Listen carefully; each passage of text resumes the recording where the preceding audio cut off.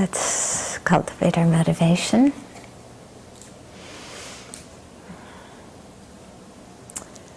Again, coming back to our fortune at having this precious human life, but also realizing that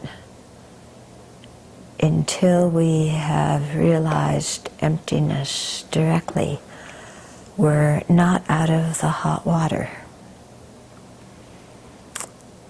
Which means that we keep getting born again and again in cyclic existence, in the lower realms and the upper realms, everywhere in between. So we can't just rest and be complacent with whatever we have understood of the Dharma in this life, or whatever merit and purification we've done in this life. But until we have that direct realization of emptiness, or until we're born in the Pure Land, then we can't really have any kind of security that we're not going to wind up in a place of great misfortune. And we don't have any security that our mind is going to act the way we want it to act. So while we have this chance, while we have our senses intact and our health, while we have access to teachers and teachings and time to practice, then it's very important that we use it. Because one day we won't have all of these conditions. And what will we do then? And so to really take advantage of our precious life in the best way, we want to generate the bodhicitta. Even if it's contrived bodhicitta, even if it's artificial, just familiarizing ourselves with that aspiration to become fully enlightened in order to benefit all beings most effectively. Just that familiarity plants one seed after another in our mind stream to actually feel that and experience that in our hearts in such a way that it doesn't degenerate. So generate that bodhicitta right now. Plant those seeds in your heart.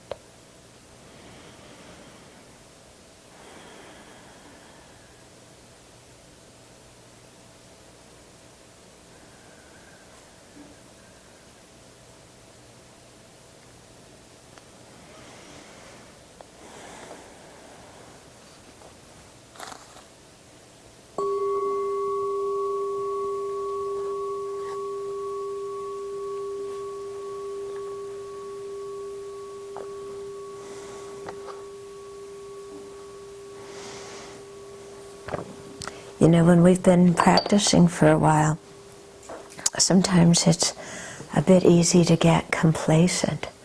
You know, I've heard so many teachings, I've done retreats, I understand this or that, or whatever it is. But until we have that direct realization of emptiness, we're not in safe ground in samsara. Okay, so that's why many people choose to aim for the Pure Land, thinking if I don't realize emptiness in this lifetime, then at least may I be reborn in the Pure Land, so that I don't kind of wind up in a lower realm and then everything that I've done to get myself where I am has kind of gone down the tubes, at least for a while, until enough good karma can be created or can ripen to get me out of the lower realms into the upper realms again. You getting what I'm saying? And then again, you know, you look at the people who have a precious human life and what we do with it. And I was thinking we waste it in so many ways, but kind of, you know, a couple of principal ones. One is being completely distracted by sense pleasure. You know, attachment, craving, wanting that pleasant feeling. Yeah. So we want to be with our family, we want to be with our loved ones, we want to have good food, we want to have a successful career, we want to do whatever athletic things we like to do, whatever musical things and artistic things, and you know, we want to be involved in the senses and have pleasure, and so we can waste a great deal of our time pursuing those things, and then, you know, at the end of the day, all the pleasure is like last night's dream. All the possessions and accolades and trophies and certificates we've accumulated all stay here. Somebody else has to go through them all and throw them out, and we can't take a bit of it with us. So that's one way we waste our time. Another way we waste our time is by getting stuck in views. You know, all sorts of views, wrong views, opinions. So we argue over insignificant things, you know. And so many people just doubt the Dharma. Well, how do I know the Buddha exists? I don't know about emptiness. I don't know about rebirth. Why do you want me to believe in this stuff? Look, my mind is just a byproduct of my brain. You want me to believe that the mind is something more than the brain? So these kind of wrong views, or sometimes different opinions, you know, oh, my Buddhist tradition, we have the right view, the other Buddhist traditions, they don't have the right view, you know, kind of not in the sense of debating views in order to reach the truth, which is good, but just, you know, out of pride and arrogance and football team mentality, rooting for our particular Buddhist tradition. Okay? So we get stuck in views, we get stuck in opinions. Oh, look, you can't meditate if you sit like that. You have to meditate sitting like this. You know, and you can't meditate sit still. You have to move your hand, or you have to do this or that. You know, that's the correct way to meditate. You have to develop serenity and then insight. No, the people who say you do insight first, serenity, are wrong. The people say you do them together, they're all wrong. No, you've got to do it this way. You know, and again, just for the sake of having opinions and views, not because of somebody's really practicing any of it. You know, they're just kind of, yeah, like this. Or being, you know, filled with all kind of ridiculous doubts, like, well, I don't know, I really can't practice until I'm absolutely positively sure that attachment's not a good thing, because I think there's some benefit to attachment and anger. So until I really think anger's not a good thing, there's no reason for me to do any Dharma practice. You know, what's this stuff about purification you're talking about? And creating merit? That sounds like getting gold stars in school. I don't want any of it, you know. And so, you know, these kinds of views and opinions and doubts and stuck up in our intellect, not really wanting to do anything except hear ourselves talk. Yeah? And so we can waste so much time on that, can't we? Yeah?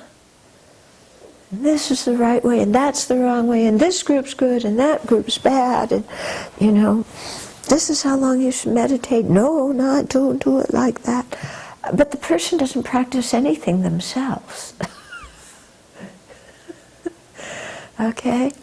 So the whole thing is, you know, to really see why we have, you know, while we have a precious human life, to really use it, you know, and not just use the Dharma as a topic of debate, you know. This is the right way to practice, you know, the Buddha said you should do that. No, the Buddha said you should do this, you know. But you know, to really listen to what the Buddha said and then follow the instructions instead of, you know, greeting it with our mind that's full of doubt or our mind that's full of arrogance. Somehow we know better than the Buddha. You know, These kinds of things. Yeah, so it's very important to approach the Dharma with humility, with a genuine sincerity that wants to learn and wants to put the teachings into practice. Yeah, so it's good to always, check that motivation and check our general mental frame, how we're approaching things. Okay? Communicating?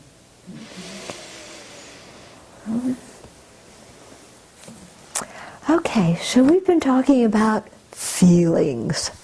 Painful feelings, pleasurable feelings, neutral feelings, happy feelings, suffering feelings, neither happiness nor suffering feelings. Okay, so we were talking last time about how feelings give rise to craving. So it can be the craving for more pleasant feelings, the craving to get rid of the unpleasant feelings, and then the craving just for the non-deterioration of the neutral feelings, which can lead to rebirth in the upper realms, just craving for samsaric existence with neutral feelings. Okay? We can also crave not to be separated from the pleasant feelings that we have. That's kind of like, we crave for new pleasant feelings and to not be separated from the ones we already have. Okay? And then we started talking about how craving also brings clinging. So we mentioned the 4 types of clinging, but we were in the middle of explaining them. So we have clinging to sense pleasures, which is just like craving for sense pleasures, except it's a little bit stronger. And then we have clinging to views. And so these are all sorts of views except for the 3rd and 4th clingings, which are also views. Okay, the 3rd clinging is clinging to bad ethics and wrong modes of conduct. And the 4th clinging was clinging to the self, clinging to the view of the self. Okay, so the second one of the clinging to the views is other wrong views, like there's no ethical dimension to our actions, so what we do doesn't have any influence aside from what happens in the next minute or two. So we don't, not really having faith in karma, or thinking there's no rebirth, thinking there's no mind altogether, that there's just the brain, being completely scientifically reductionist. All these kind of wrong views. Or thinking that there is a permanent soul, and that at the time of death, either this permanent soul goes on completely unchanged to the next life, or it is completely obliterated and destroyed altogether. So either an absolutist view or a nihilistic view. Okay, so all kinds of views. We're full of views, aren't we? Yeah, and a lot of them we don't even recognize until we start listening to the Dharma. And then, our Dharma's teachers say something, what are you saying that for? That doesn't agree with me. And then we go off and spout this incredible complicated theory that we made up or that we read about somewhere or another. I remember so well and this was back in 1990, and we had asked Geshe Rinchen to please teach chapter 6 of Chandrakirti's supplement. And so he was teaching this, and the Tibetans, when you do debate, there's a very systematic way of approaching things, and you have to ask questions in a certain way. Well, we didn't have this training. So somebody would ask a question, and you know how we are. We just go on for 5 minutes with our idea and our theory that has nothing whatsoever, except maybe a couple of words to do with what Geshe was talking about, And then, poor Ruth had to translate this to him. Some confused idea about, who knows what, that he's never heard before. And Yeah, so, there's a lot of this kind of thing that goes on. Yeah. Lama Yeshe was always incredibly skillful with that, He would find one thing in what the person said, even one word, and then he would say, "Oh, that's very good, dear," and then take that word and give a whole teaching on it and ignore everything else the person said. But then the person said, "Oh, Lama, is listening to me." Yeah. Whereas Geshe-la Rinpoche, somebody would spout some kind of, but Geshe-la isn't they're this permanent soul that, came out of this, like Jung, there's this unconscious archetypical thing that we all share. So does that mean that there's one universal mind? Is that what Jung is talking about? And how does this relate to the theory of emptiness? And Geshe-la, Jung, who's this guy? They didn't teach that in the monasteries. And analyzing your dreams and looking for, and Joseph Campbell, follow your bliss and look at the archetypical thing that Jung talked about that Joseph Campbell elaborated. And, do you think that this is similar to karmic latencies, Geshe-la?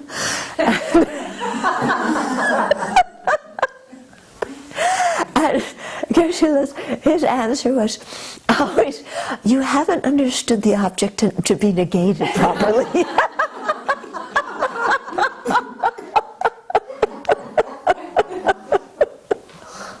Yeah. So, okay.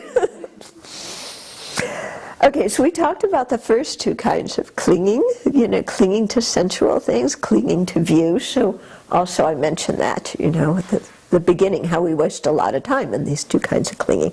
Then the third one is clinging to bad ethics and modes of conduct. Okay, so the way they usually teach this one is one of the 5, afflictive views. And the examples they give, of course, are from ancient India, where somebody, an example of a wrong mode of conduct, apparently in ancient India, people would jump on a trident, and if the middle spoke came out the crown of your head, you attain liberation. So that's called a wrong mode of conduct, a wrong path. You're following the wrong path. So we would hear these kinds of things and think, who in the world would do that? We don't have any bad ethics or wrong modes of conduct. But then it can include animal sacrifice as a wrong mode of conduct, thinking that, you sacrifice a being and it's somehow going to propitiate the gods and bring good to the earth. Wrong modes of conduct.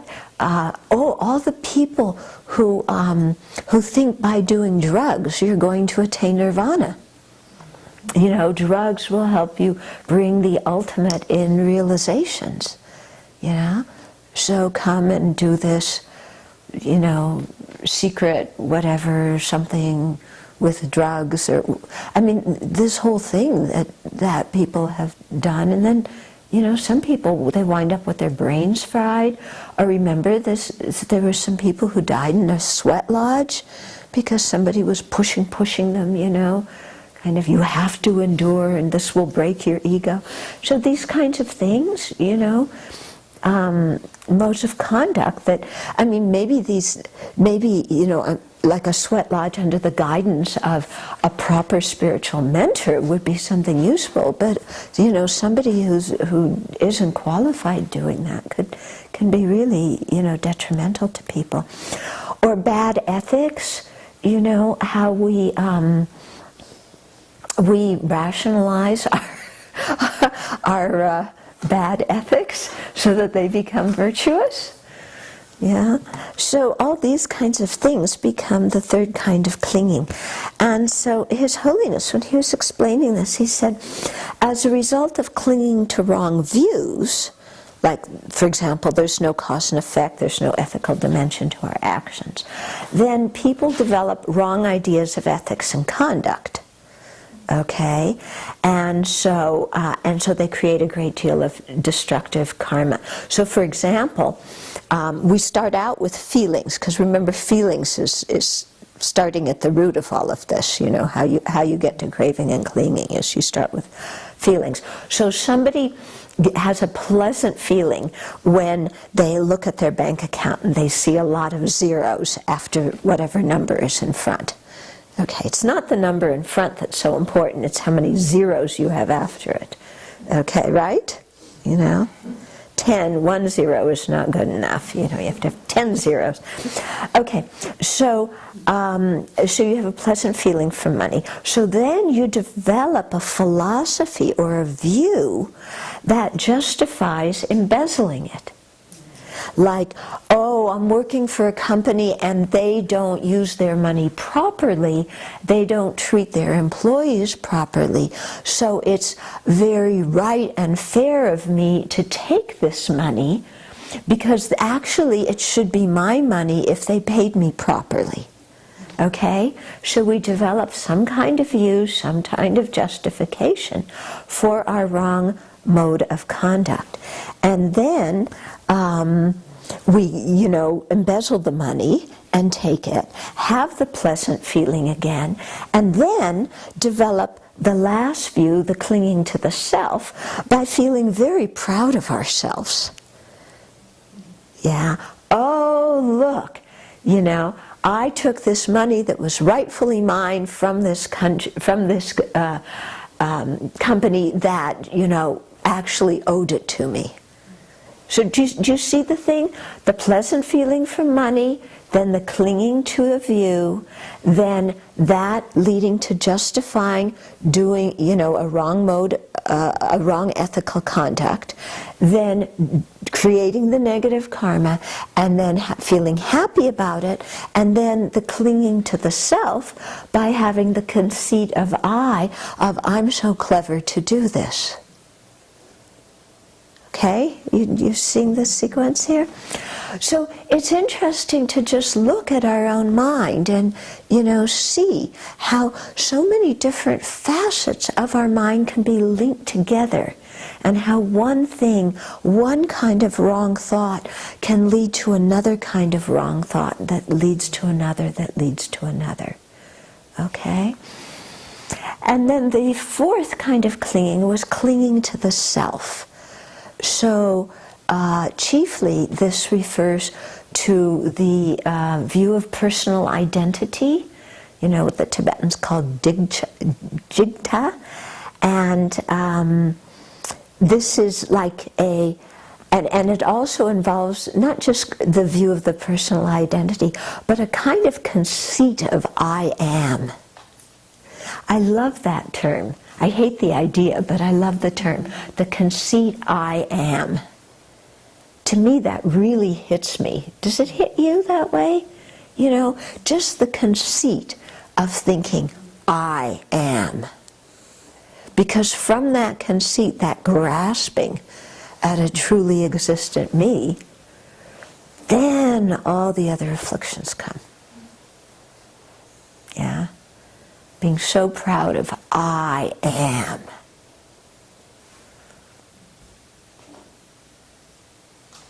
Yeah? You know what I'm talking about? I remember when I was in college, I'm going off on a lot of tangents today, but I was in college and I kept on thinking, how do I know that I exist? Who am I? And how do I know I exist? Because I can't find the I, so if I can't find it, how do I know I exist? So I had a lot of these kind of thoughts running around in my mind. And then, you know, of course I was going through the usual thing you go through in those years of trying to become autonomous. And I remember the first time I stayed out all night with my boyfriend, terrified, of course, that my mother would call. You know, she never would call, you know, midnight, but, you know, this night I was sure she was going to call. But, you know, somehow I conquered my terror and, you know, and didn't go back to the dorms and stayed out all night. And the next day, I knew I existed. I had this incredible case of the conceit I am, you know, because I pulled this thing off and I didn't get caught. And there was such a big feeling of I that then I knew I existed. Yeah, I never told my mother that. Okay? But I mean, looking at it now, after I learned that term, the conceit I am, that's exactly what I felt the next morning. You know, nothing can stop me. You know, I stayed on all night when I'm not supposed to. I can conquer the world now. You know?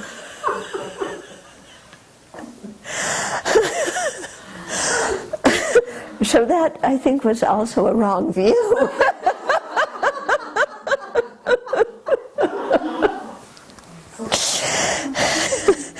Took me a while to realize it was a wrong view, but you know. Okay, so the strong conceit of a selfhood. Okay, now what do we consider this selfhood? You know, this differs according to the 4 Buddhist philosophical tenet systems. Okay, the non-Buddhists, of course, have their views. Most of them assert a permanent, partless, independent self, you know, one that doesn't change moment to moment, or one that doesn't even change at the time of death. One that's unitary and monolithic, and one that doesn't depend on causes and conditions. Okay? And so that's what most of the non-Buddhists assert. But then the Buddhists, they often, the lower schools, the non-Prasangika schools, will talk about a self-sufficient, substantially existent self. And to them, that is the subtle self that has to be realized, that it doesn't exist in order to realize subtle selflessness of persons. So that self-sufficient, substantially existent person is, it's like the owner of the aggregates, or the controller of the aggregates. Okay? So do you have this feeling sometime like there's an I that is in charge of your body and mind? Okay? Or there's a self that is the owner or the employer of your body and mind. I can make my body do this if I really willed it. I could make my mind do that if I really willed it. You know, there's a controller in there. Okay? So that kind of feeling is, you know, a self-sufficient, substantially existent self. I think there's probably also grasping at true existence in there, but, you know, that's the kind of the grosser feeling of you know, is of this controller.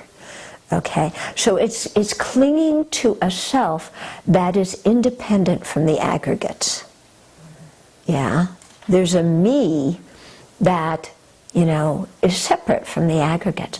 So we can see it. You know, sometimes we might look at somebody else's body and we think, gee, if I could only switch bodies with them, you know, that would be really nice.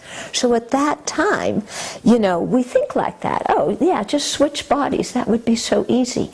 So to think, you know, like that, there's the idea of a self that is separate from the body and mind, because we can trade off the body and still have that self there.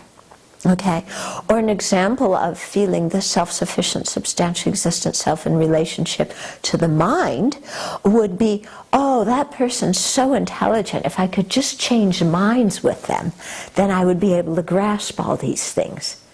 So there's a feeling of an I, of a self that's completely separate from the mind. So separate that, you know, maybe we could just change with somebody else's mind. Gee, you know, they're so peaceful all the time. I wish I could change minds with them. Okay? So that's the way the self-sufficient, substantially existent I appears to us. So we have that appearance a lot, don't we? You know? I think, you know, a lot whenever we feel, I don't know if you ever think this, but yeah, the one way I deal with my laziness is, well, I could really practice better. I just have to, you know, will it, and then I'll be able to do it. Yeah. But in actual fact, my mind is too weak to really engage in the practice. It comes up with too many excuses. But I feel like, oh no, I just have to will it or control it, and you know, and then it'll be easy.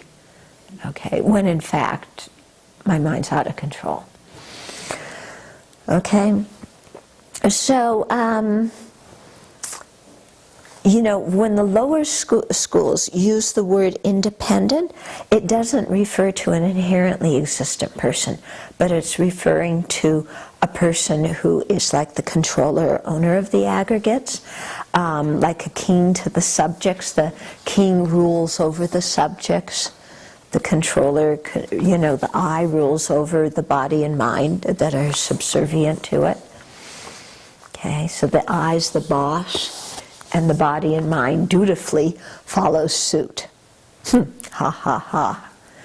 That's what I mean. You know, we think that, you know, I can control it if I really want to, when that's not the way that it really works.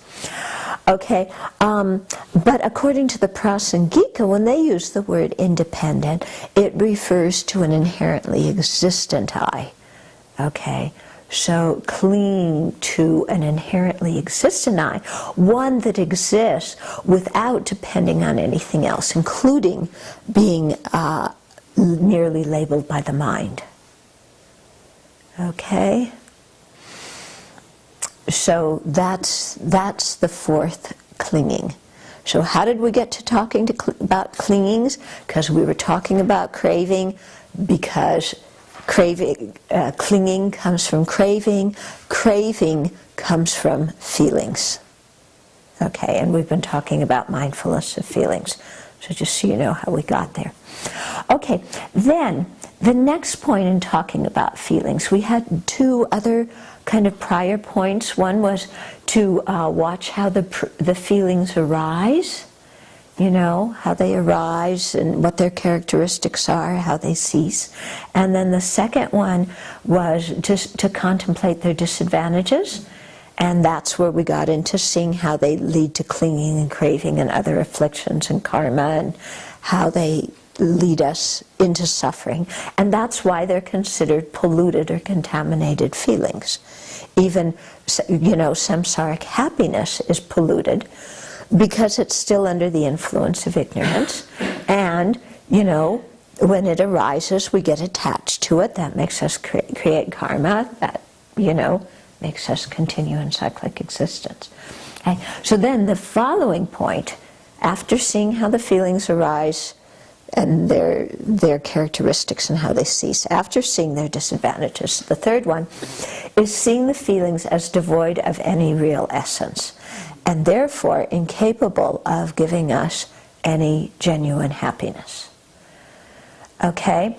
So here, to, you know, depending on the first 2 points, you know, watching how the feelings arise, watching their characteristics, how unsatisfactory they are.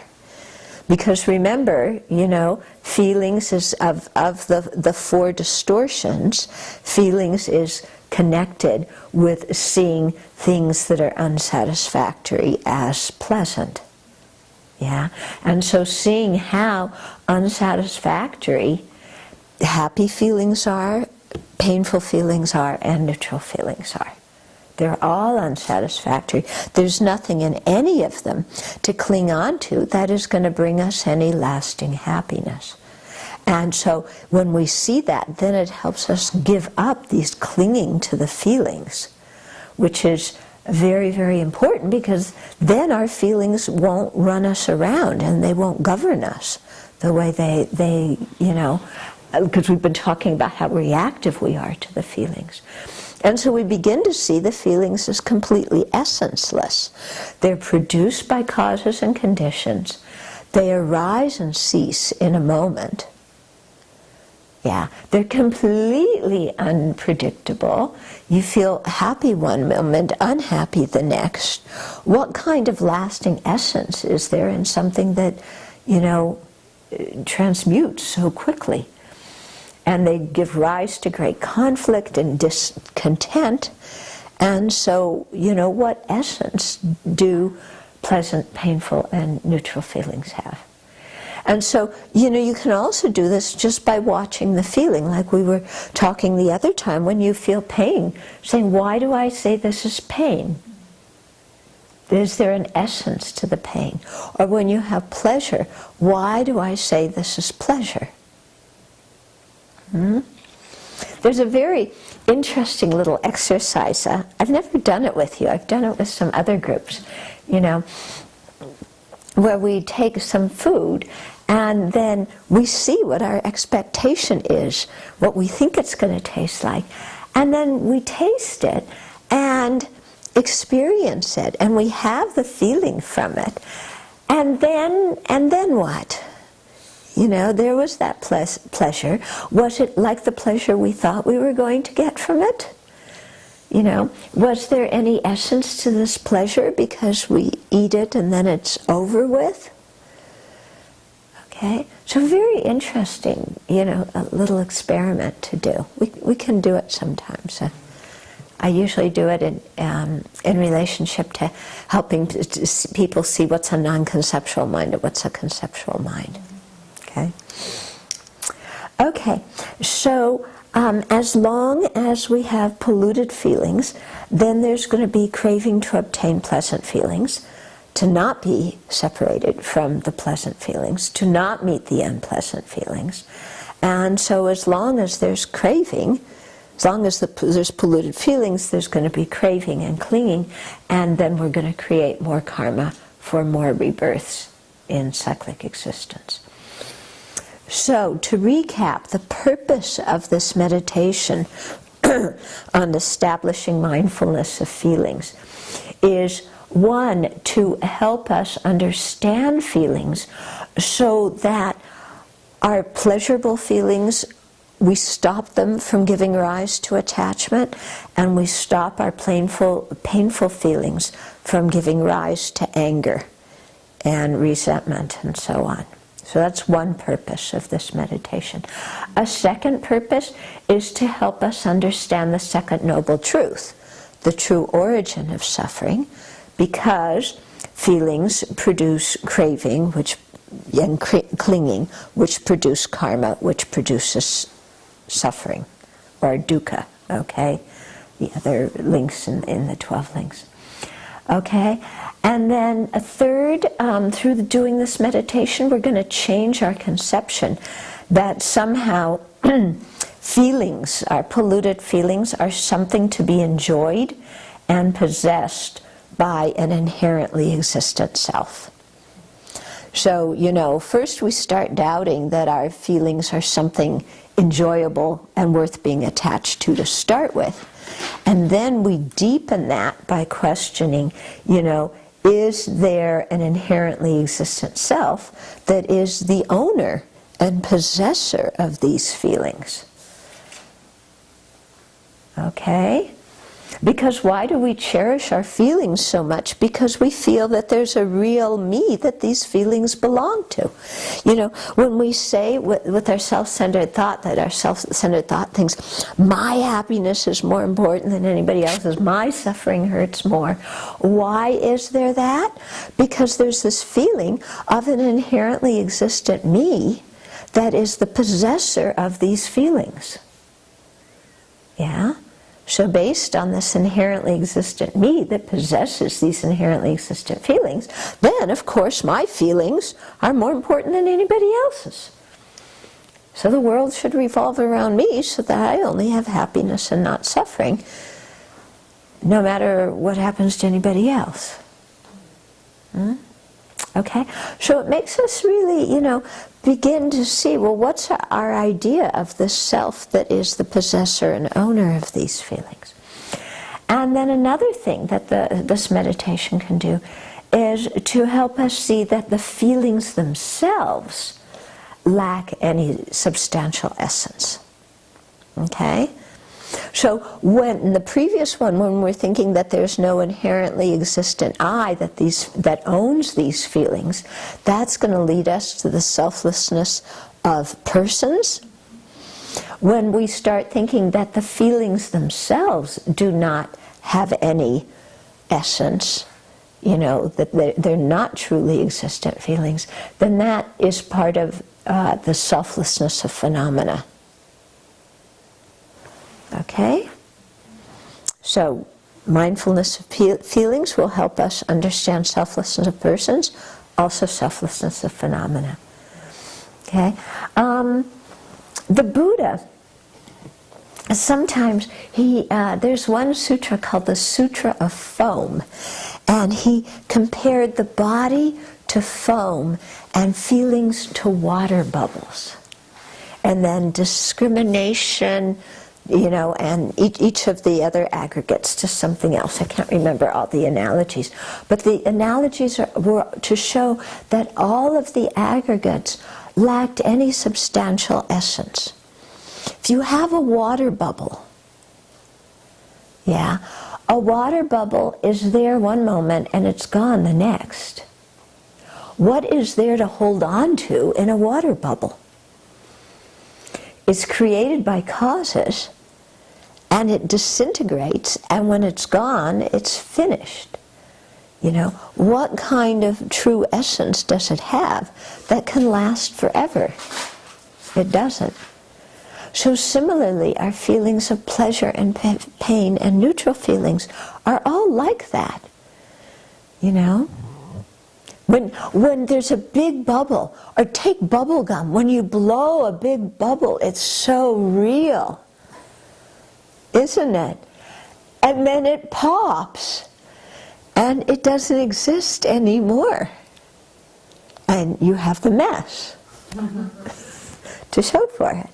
And so similarly with feelings, they're there, just produced by causes and conditions for a moment, and then they pop, and they're nowhere to be seen. They're totally gone.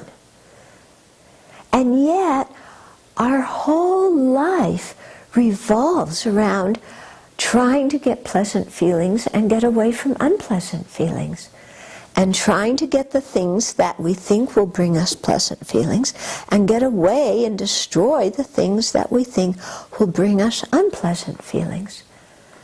And when we see how ephemeral and essenceless feelings are, then we realize how silly we are to chase them, and how foolish we are to get attached to certain feelings and the objects that seem to stimulate them, and to really get so upset about other feelings and the objects that seem to bring them on, that it's all just a bunch of wasted energy.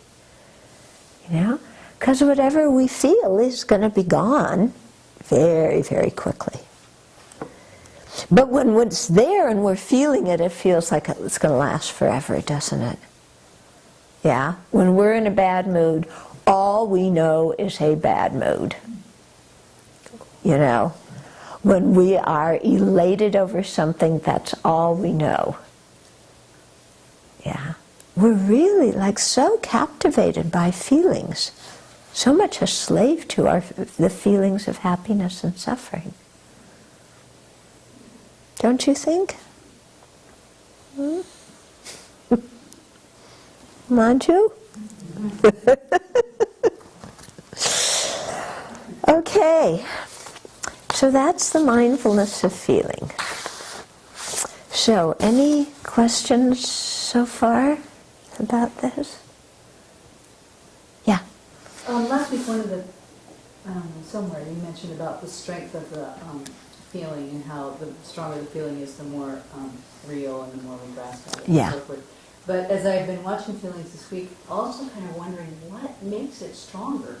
Is it the strength of the karma? If the feeling is really a karma ripening, Is that strong or a weak feeling based on the strong or kind of a weak Okay, karmic? so what makes the feeling strong or weak? Yeah. It could have to do with the strength or weakness of the karma. It could have to do with the cooperative conditions. If the fire's really hot, it's going to hurt a lot more than if, something's just a little bit warm. So it also has to do with the situation we're in too. And it also has to do with how we interpret things. Especially the mental feelings, because how the story we make up about something. Have you ever noticed that something may happen and initially you're not upset about it at all? And then you start thinking about it. And that really happened to me. And you get more and more upset. Have you ever had that happen? Yeah? And so you're becoming more and more unhappy, aren't you? Yeah. And what is making us more and more unhappy is not the situation, because it already happened. What's making us more and more unhappy is the way we're thinking about the situation, how we're what meaning and significance we're giving it in our lives. At the beginning, somebody may just, like somebody doesn't say thank you, and you don't even notice it. And then somebody comes up and points out to you, oh, you did something really kind for that person, and they didn't say thank you. And you go, oh, it doesn't matter. And so then, maybe a little awareness, but not so uncomfortable. Then you go home and you think, it's really true. I did something very kind, and that person is so selfish. They never even thank me. And we get so miserable. They're taking advantage of me. They're disrespecting me. How dare they not say thank you? And and at the beginning it wasn't even something we thought about. So what's bringing the painful feeling? Our inappropriate attention. Yeah. If there's something that for me is slightly different, is that there are feelings in my body that I have attributed particular emotional names to. And so when that arises, I've already got it labeled, so that if I have a feeling that stirs up in my stomach in a certain way, it's anxiety, and automatically that's what it is. If an unpleasant feeling comes and my heart races a little bit, that's fear. Or if I get a little bit kind of, something is pleasurable, then I call it excitement or satisfaction. I've got them so labeled, these particular body sensations, that all I have to do is just put a name on it, and then I'm off and running. That's Right. the experience. Okay, so sometimes you're saying that you have a certain sensation, physical sensation, which may have a component of pain or pleasure, and you just attribute that sensation, that physical sensation, you give it a label of an emotion. That's anxiety, that's satisfaction, that's, depression. And as soon as you give that a label, then your mind is off and running with what my emotion is. And that I never question this, and this is a lifelong of labeling. So it's so instantaneous that as soon as the body has a response, that's what I've always called it, that's what it's always going to be, and this is my experience. Right. And as soon as you've labeled a certain unpleasant feeling anxiety, then you say, oh, I'm anxious, to ourselves. And then we get anxious about being anxious. Oh, I'm anxious. Oh, there I go again. I'm so anxious. This is really bad. Why am I always anxious? This is really anxiety producing because I'm always getting anxious and I can feel it in my body, And meanwhile, the original sensation in the body of maybe a certain kind of unpleasant feeling, we've neglected because we're off in our thoughts and our labels again.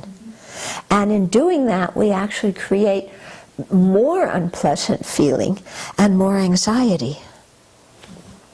Because I've noticed it this week, is that I actually, some mornings I wake up with it. And then I wake up with this feeling anxiety. Right. And then during the day I check every few hours this week, and it's literally in my body most of the time, and that's what I label it. And then I go back and I go, well, why are you anxious? And there's no reason, but it's there. There, right. What I find very interesting, so you might be going, why am I anxious? But the feeling's still there. Is what I find very interesting is, I would say in that kind of situation, oh, I'm saying to myself, I'm anxious. Why do I say I'm anxious? And then I say, oh, well, there's this certain feeling in my stomach or my lungs or whatever. But then I say, but why do I call that feeling anxiety? That is just an unpleasant feeling. Why do I call that particular physical sensation anxiety? Or I do it a lot when I'm tired, because when I say to myself I'm tired, then I get in a bad mood. Okay, because I'm so tired, all I want to do is go to sleep, don't bug me. And then I find it very interesting to say, why do I say I'm tired? Well, there's a certain kind of sensation around my eyes. Yeah, I don't know if this happens for you, but there's a certain sensation around my eyes, and that's the main reason why I say I'm tired. But if I stop and, is that sensation particularly painful or whatever? Well, no, it's not unendurable. But as soon as I label it tired, then I get in such a bad mood about being tired. Yeah? So I think it's quite interesting to, watch the feelings and watch how we label them. What we associate them with. Sometimes being able to give a physical sensation a label of an emotion is very helpful, because sometimes you may be going through experiencing something many times and you don't know what it is, and then all of a sudden it's like, oh, I'm angry, duh. And once you've given it a label and you know what you feel, then you can work with the anger. So sometimes, finding the word to give that certain pleasant or unpleasant feeling can be very beneficial. But other times, labeling that certain word can actually exacerbate this, labeling that certain feeling, pleasant or unpleasant, can exacerbate the situation, because we, again, are reactive to it. Yeah? So when you have that feeling from when you wake up, just relax it. Yeah? Don't label it, change it. Yeah? I've been trying to wake up in the morning, just keep using those 3 motivations as part of my antidote. Uh-huh. Yeah. But doing it for that, to help with the care of myself too, besides putting it out as my motivation for the day, is to actually put myself as part of the sentient being, Yeah. motivation. Yeah? I was just this week playing a little bit with whatever feeling came up. I would just say in my mind, well, okay, but it'll change. Uh-huh. And just watch how, it Uh-huh. Uh-huh. but it's so transitory. Right. So you were just, when a feeling came up, instead of buying into it this week, you were just saying it was changing, and then you watched how it changed. Yeah. I was wondering, last week, and you said it this week too, the whole section of this teaching about watching how feelings arise, their characteristics and their ceasing. What I wasn't clear on is the whole categorization of characteristics. Is that like just all the things that we have been describing, like how it leads to clinging, how it's transitory, how it's... Yeah, what it feels like. Yeah, the characteristics of clinging is, the characteristics of happiness is, how do you know when you're experiencing happiness? Because you're perceiving the characteristics of happiness. So what are those characteristics? The qualities of the feelings. Yeah. You had something? Yeah, when you're saying that we should when a negative, painful feeling comes, to ask why do we think this is painful, and I tried it a little bit, and it relaxed my aversion to it, but it still felt it still was uncomfortable or painful, and so is there like a better?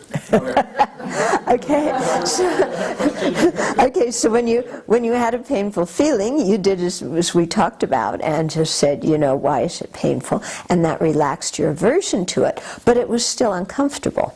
Yeah, well, that's, it's uncomfortable. But also remember that just doing this once isn't going to change your relationship to unpleasant feelings forever. Okay? That this is, the establishing mindfulness on it means, looking at painful feelings many, many times, and understanding them, and then seeing how they go. Okay?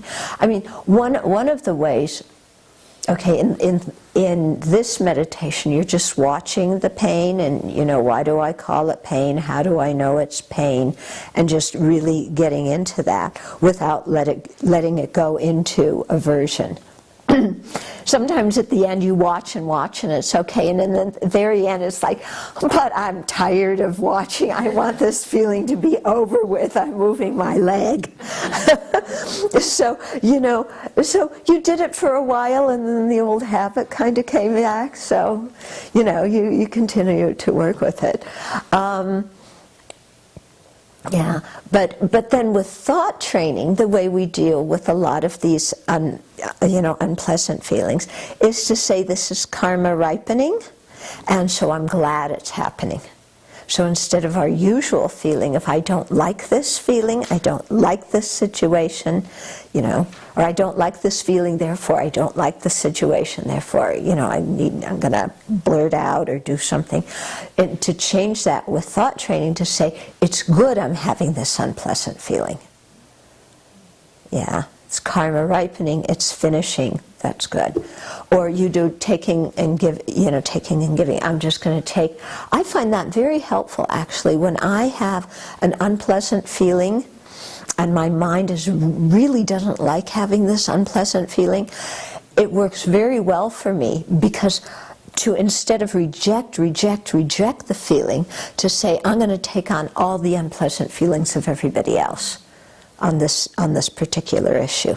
So I'm doing the opposite of what the mind wants, instead of rejecting the feelings, saying, okay, I'm experiencing this anyway, I'm taking on everybody else's unpleasant feeling about this. And I find that stops the pain that comes from the mind that's rejecting the reality of the experience. Yeah. Question online. Are unpleasant feelings and the suffering associated there with them always the result of cherishing the self? Okay, so is that the unpleasant feelings and the suffering associated with them always a result of cherishing the self? I would say unhealthily cherishing the self. Okay? Yes, I would say they're pretty much always related to self-centeredness, because it was under the influence of the self-centeredness or under the influence of ignorance that led us to create the karma that is ripening as this unpleasant feeling, or this situation that is producing an unpleasant feeling. I've been so struck with how the awareness of this adds a different dimension to any thinking I've ever had about people, all of us wanting to be happy and free from suffering. It takes it to a whole other level. Okay. So compassion has a greater possibility of arising, because I see how kind of helpless in a way we all are. Okay. So in watching your own mind and seeing how you so instantly go from pain to anger and from pleasure to attachment, and how helpless we are in the face of our feelings, then it's helping you to understand when we say sentient beings all want happiness and don't want suffering, it's helping you to understand that better, and therefore have compassion for everybody else who is also so helpless in the confront of their feelings. So if somebody's angry at you, instead of saying, how dare they get angry at me and treat me like that, just think they're having an unpleasant feeling. They're completely at the mercy of their unpleasant feeling and reacting with anger without even thinking about what they're doing or knowing what they're doing or the effects of what's going to happen. And so therefore having compassion for the person.